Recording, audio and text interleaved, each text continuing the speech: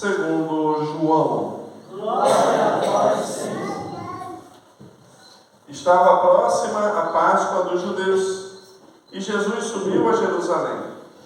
No templo, encontrou os vendedores de bois, ovelhas e pombas, e os cambistas, que estavam aí sentados. Fez então um chicote de cordas e expulsou todos do templo, junto com as ovelhas e os bois. Espalhou as moedas e derrubou as mesas dos cambistas. E disse aos que vendiam pombas: tirai isto daqui, não façais da casa do meu pai uma casa de comércio. Seus discípulos lembraram-se mais tarde que a Escritura diz: o zelo por tua casa me consumirá. Então, os judeus perguntaram a Jesus: que sinal nos mostras para agir assim? Ele respondeu: destruí este templo e em 3 dias o levantarei. Os judeus disseram: 46 anos foram precisos para a construção deste santuário, e tu levantarás em 3 dias? Mas Jesus estava falando do templo do seu corpo. Quando Jesus ressuscitou, os discípulos lembraram-se do que ele tinha dito e acreditaram na Escritura e na palavra dele. Palavra da salvação. Glória a vós, Senhor.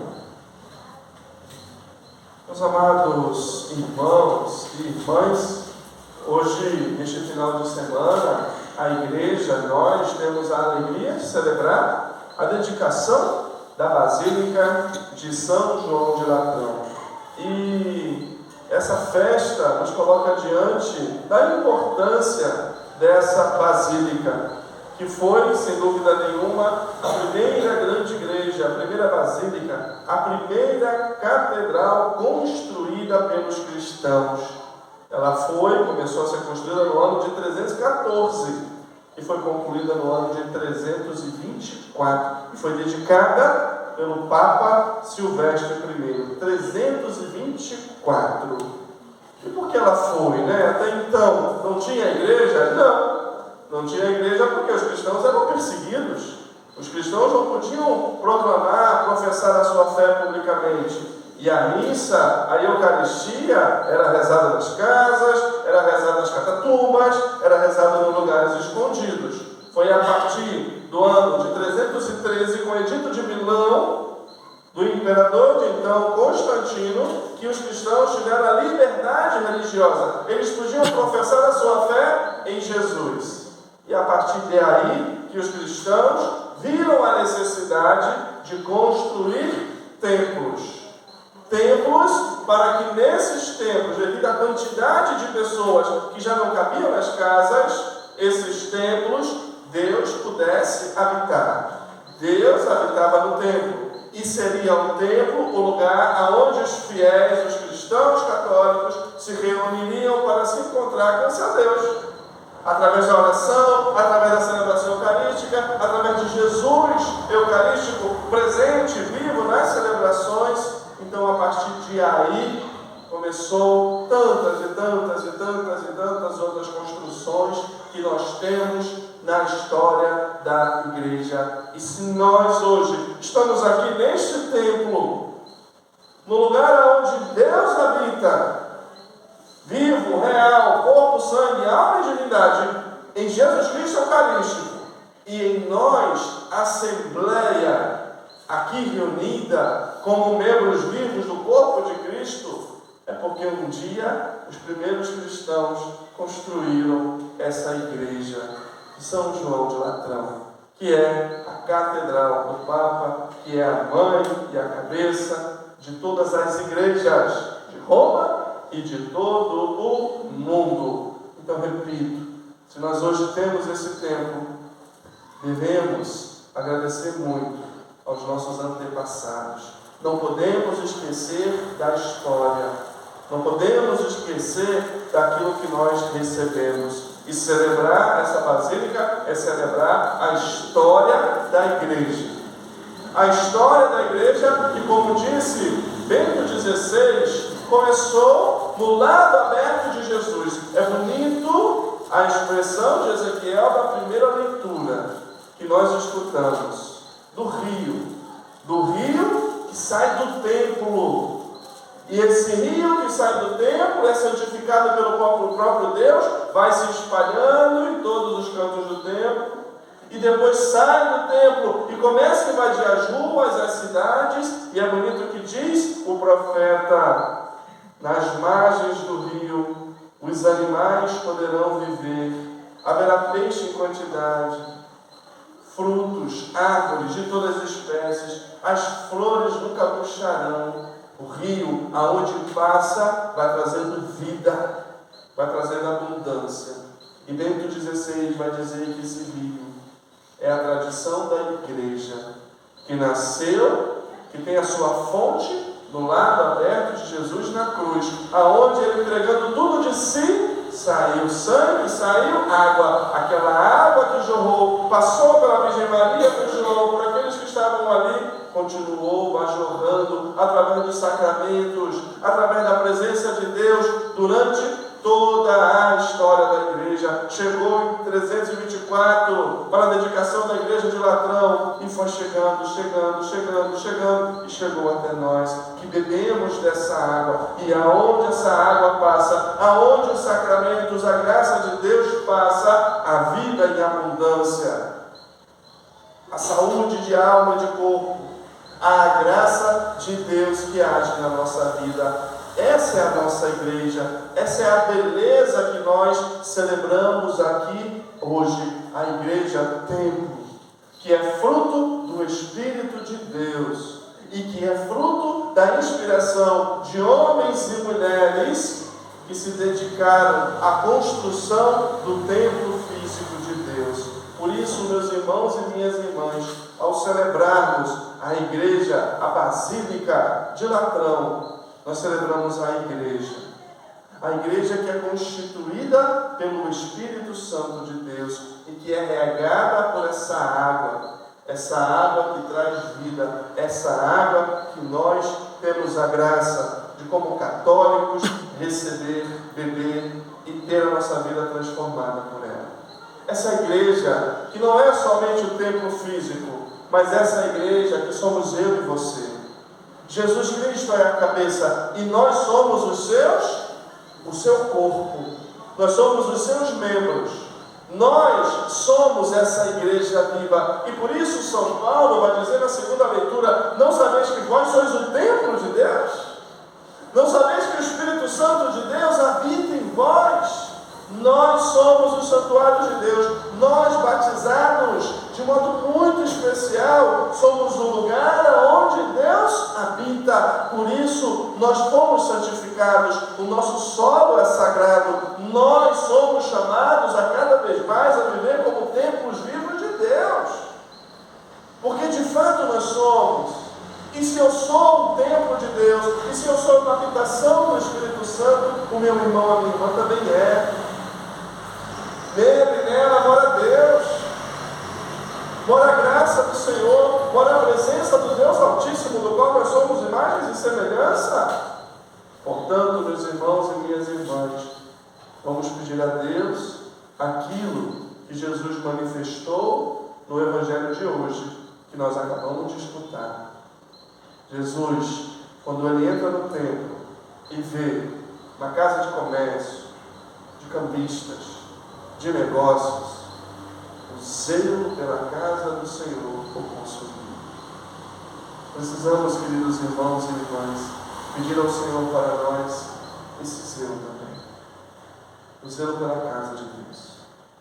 O zelo pela casa de Deus, que é o templo onde nós estamos celebrando.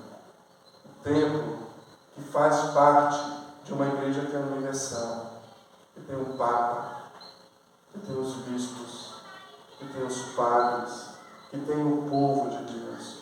Precisamos ser construtores, meus irmãos e minhas irmãs, deste templo vivo. Precisamos cada vez mais na nossa vida ser instrumentos da comunhão da nossa igreja católica. É muito triste quando cristãos católicos Satanás que dividem a igreja, que separam a igreja. Isso é péssimo. Essa semana saiu uma nota explicativa sobre alguns títulos atribuídos a Nossa Senhora. E o Dicastério para a Doutrina da Fé publicou essa nota, que foi assinada pelo Papa, recomendando aos cristãos católicos que têm duas invocações da Nossa Senhora que não são exatamente apropriadas para ela. A primeira, corredentora, e a segunda, a medianeira de todas as graças. Não são exatamente apropriadas para ela. E a igreja tem razão. Porque o que essa nota explicativa está dizendo? Que de fato, o único redentor do gênero humano é Jesus Cristo. É Jesus que, pelo seu sacrifício na cruz, nos redimiu. Então Maria, em sentido estrito, ela foi redimida por Jesus também. Então ela não pode ser a corredentora dela mesma. Ela não pode ser. Então ela não participa da redenção de Jesus. Ela não tem uma parte nessa redenção. Claro que não. O único redentor é Jesus Cristo. O que nós muitas vezes atribuímos à Virgem, é claro, é que ela participou em certo sentido dessa redenção na cruz. Porque na cruz ela sofreu com o seu filho Jesus por causa de todos nós. Ela participou do seu sofrimento. Então, nesse sentido, por uma participação no seu sofrimento, nós podemos até falar que em certo sentido ela é corredentora. Mas em sentido estrito, não. É isso que a nota está explicando. E com toda razão. A fé da igreja sempre foi essa. Maria jamais tinha a pretensão de ser corredentora com Jesus, porque, repito, ela foi a primeira a ser redimida por ele. Ele é o redentor do gênero humano. Somente Jesus Cristo. Então, a nota está explicando exatamente isso. Que não é correto a gente aplicar esse título à Virgem Maria. E o outro, a medianeira de todas as graças. Veja bem, meus irmãos e minhas irmãs, sem dúvida nenhuma, nós estamos no mês de Nossa Senhora das Graças. E nós recebemos muitas graças pela intercessão da Virgem Maria. Isso é claro, isso é indiscutível. Mas isso não quer dizer que todas as graças só acontecem por causa da Virgem Maria. Claro que não! Quem faz o milagre é Jesus. Ele é o autor da graça, Ele é o dispensador da graça, Ele é o único mediador entre Deus e os homens. É Jesus Cristo, o autor da graça. É por Ele que nós recebemos a graça. Então, a gente não pode afirmar, e é isso, que todas as graças passam por Maria. Claro que não. Tem graças que passam pela sua intercessão, como passa pela intercessão de São José, como passa pela intercessão de Santo Antônio. Mas não são todas as graças que passam pela Virgem Maria. É isso que a nota está explicando. Mas, meu Deus do céu, o que isso gerou? É um troço absurdo. O que tem de gente falando que o Papa é herético, que esse Papa agora é herético, que está falando heresia, que está destruindo a fé da igreja, é um absurdo. Tem gente, e se diz católico, isso que é o mais triste, que joga essas coisas sem ter noção de nada. Essa nota explicativa para a gente ter ideia, quem a escreveu foi José Ratzinger. No pontificado de São João Paulo II, quando era o prefeito da doutrina da fé, José Ratzinger foi Papa Bento XVI, e o Papa Francisco depois dele também, e agora o Papa Leão só assinou, só confirmou. Agora esse povo doido está dizendo que o Papa é herético, que é uma heresia, que está diminuindo a Virgem Maria, que está, pelo amor de Deus, é tanta loucura. Gente que não tem noção das coisas, e se diz católico, e divide a igreja, e separa a igreja. Isso o Papa diz, zelo pela minha casa te consome. O Papa, ele é o sinal de unidade da igreja. E nenhum Papa na história da igreja de 2000 anos escreveu ex-cátedra algo que fosse contrário à nossa fé. Aí agora vai dizer um monte de gente que o Papa, para com isso. e é uma arrogância, e é um ódio. Ai, tu vê os comentários, gente, é protestante comentando da nossa igreja. Agora a igreja está no caminho certo. É uma coisa absurda, gente. É uma coisa absurda. Nós não podemos deixar nada. E o pior é que a gente escuta as coisas. E ela acha que assim, para com isso. É protestante travestido de católico. Porque alguém que vai diretamente contra o Papa não é católico mais, deixou de ser católico. Deixou. Porque nós recebemos essa graça, essa tradição. E a mesmo Espírito que jorrou no coração de Silvestre I, no século IV, jorra no coração de Leão XIV, que conduz a igreja pelo poder de Deus, pelo poder de nosso Senhor Jesus Cristo. Precisamos ter esse zelo pela casa do Senhor, pela casa de Deus, pela igreja, amar a igreja. E sem dúvida nenhuma, eu como padre, eu posso errar, eu posso falar alguma coisa aqui, e rapaz, não estou de acordo com isso não. Mas isso quer dizer que você amanhã vai fazer um vídeo, o padre Carlinhos falou isso e falou aquilo? Gente, seja homem, seja mulher, me procura no canto, cara, o que o senhor falou? Deixa eu te explicar pelo menos. Agora às vezes a gente não sabe das coisas. O negócio é falar mal da igreja. Nós somos o templo. Quando nós criticamos, dividimos a igreja, nós criticamos e dividimos a nós mesmos. Jesus Cristo no Evangelho, ele disse que ia destruir e ia construir aquele templo em 3 dias. E Jesus falava do templo do seu corpo. Nós somos esse corpo. Se um membro é ferido, todos nós somos feridos. Se um membro é exaltado pela santidade, todos nós crescemos. E nós, como igreja, possamos nos alegrar pelas conquistas, as vitórias dos nossos irmãos e irmãs, e da igreja em si. E que possamos chorar e nos entristecer pela derrota, pelas fraquezas. Mas isso não dá o direito da gente apontar o dedo. Ainda mais quando nós apontamos o dedo sem saber de nada daquilo que estamos falando. Vamos pedir a Deus para nós esse dom e essa graça. O zelo pela tua casa me consome. Que o zelo pela casa, pela igreja, possa nos consumir.